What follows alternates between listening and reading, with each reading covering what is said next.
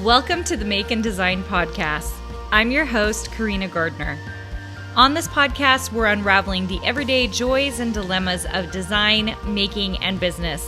For makers who want to be designers and for designers who are makers, this is your inside scoop to help you grow your business and bring more creativity to your life. Hey guys, I am here with Melanie Collette. She is at hellomellydesigns.com.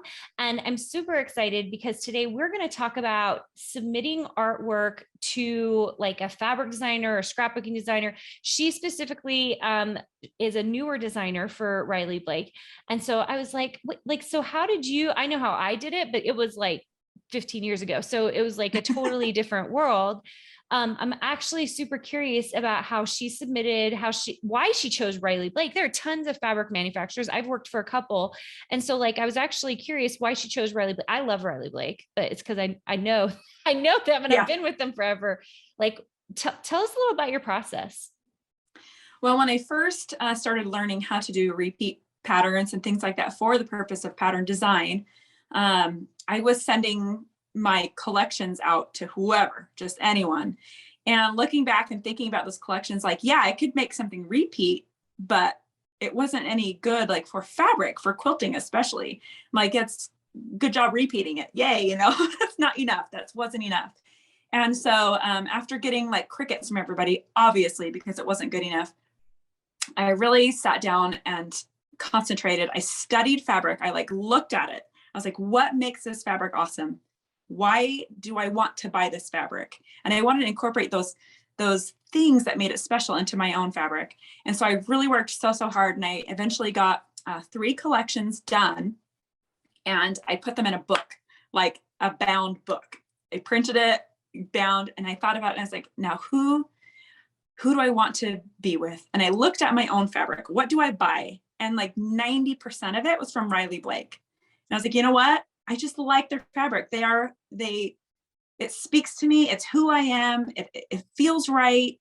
And so I went up to Utah for a family trip, and I contacted the art director, and I was like, hey, I have some collections I'd like to submit in person. I have them here to show you. Can I meet with you and show you?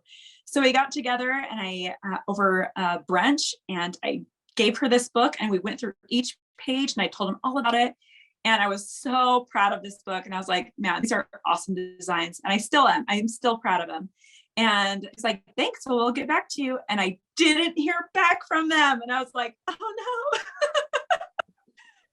I was like, oh shoot. And so crickets, it was just crickets for a long time. And so finally I felt really bummed. I was like, what did I do wrong? And what was wrong? And sometimes it's just the timing. Sometimes they just are full already, and you get put in the back and you just kind of get forgotten. And so I decided to do it one more time. And so I designed what is now Flutter and Shine, which came out in 2019, I think. And I just emailed it this time. I didn't spend the money to print the book.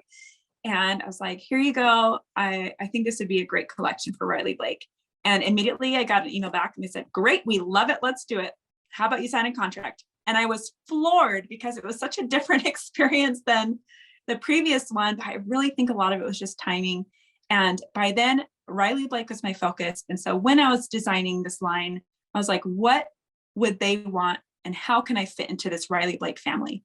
And I think Flutter and Shine was it. And it was it. And so I signed that contract. I just remember we were on a road trip at the same time. And a song came on the radio about like fulfilling your dreams. And I just started crying. And I was like, I did it. I worked so hard. And we're like singing along to the radio. Just like, I was so happy. And this is what I wanted to do. And this is my dream job.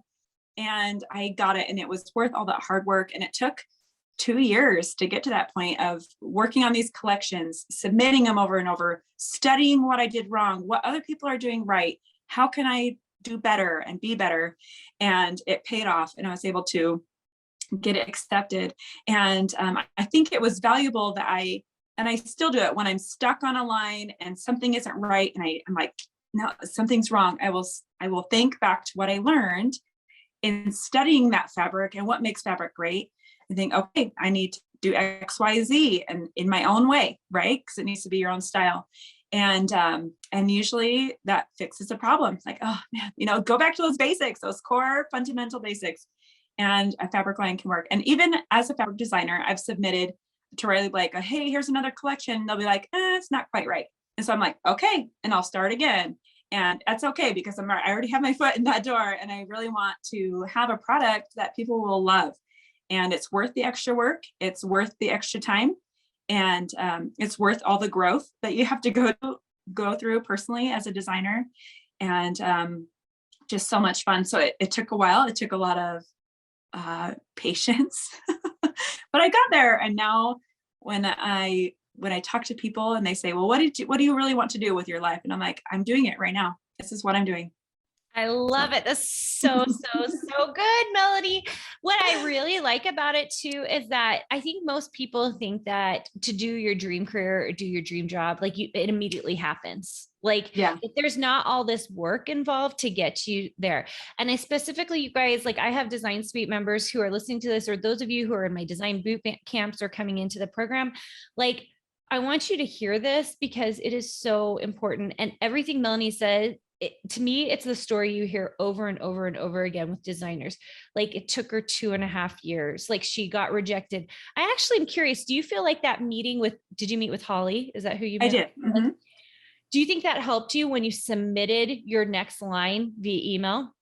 I do think so. Yep. She had a face to my name.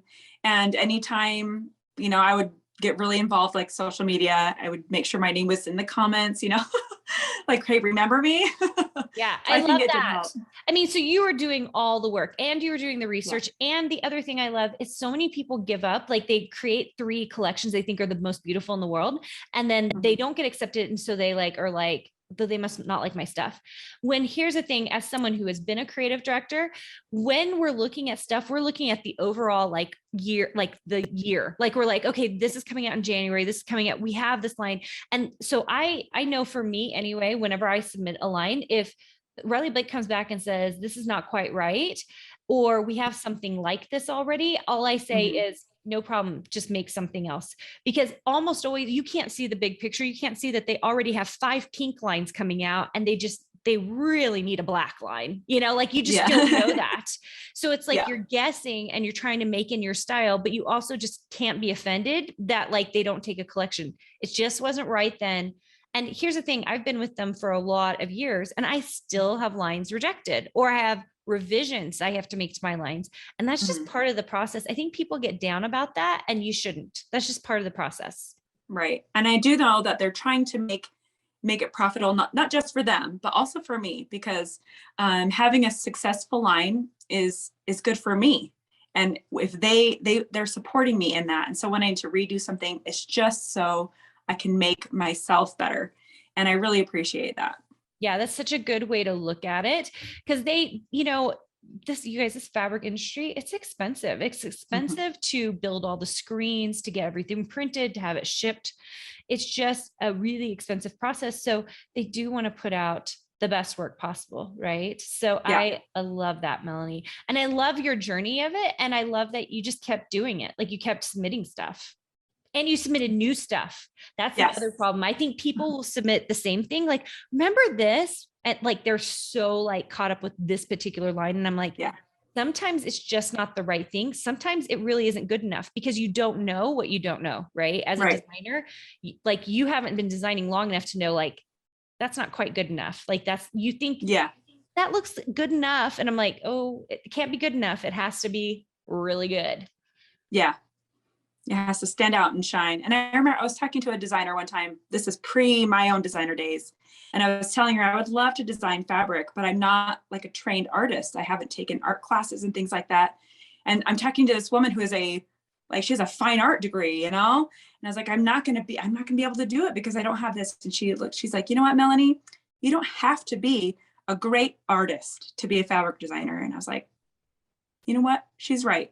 I have a market with what I can do with my talents. And this doesn't mean that I can't improve upon my talents. I'm always trying to learn and do better.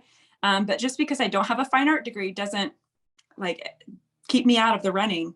And so I went with that, and it gave me encouragement to try anyway, just to try. And so here I am. Yeah, I 100% agree with that. I don't think you need any. And I'm someone who has multiple degrees, but the degrees didn't get me the contract. Just like for anybody out there who's listening, the degrees, it is like knowing how to do the stuff, right? Like, so knowing how to use Illustrator, knowing how to actually do the stuff, and then actually having your own style and refining that, and then kind of seeing what the market is, which you said before, which I really love, that you spend all this time doing research, which I don't know very many people who spend a lot of time like really examining fabric and seeing what is doing well. Yeah. It's important to me to figure it out. I love it. I love it. Okay, you guys, this has been so insightful. I love that. I don't think we've done a talk like this with anybody before, where we talked about like the actual process of submitting fabric. Melanie, would you tell everybody how they can find you if they want to learn more about you? Yeah, you can go to my website. It's hellomellydesigns.com. And I have all sorts of things on there about me and my work and my patterns and my fabric. So it's a good old Melanie bundle there. hellomellydesigns.com. I love it. Kate, you guys, thanks so much. Thanks so much for coming, Melanie. She's got 2 other episodes, you guys. If you want to hear more about her most recent fabric line, it's back there a ways. So go check that out. And we also talk about her patterns and pattern design, which is super fun. All right, guys, we will talk to you soon. Hey, did you know that you can visit me at makeanddesign.com to learn more about this podcast and join my VIP group for weekly freebies? I can't wait to see you there.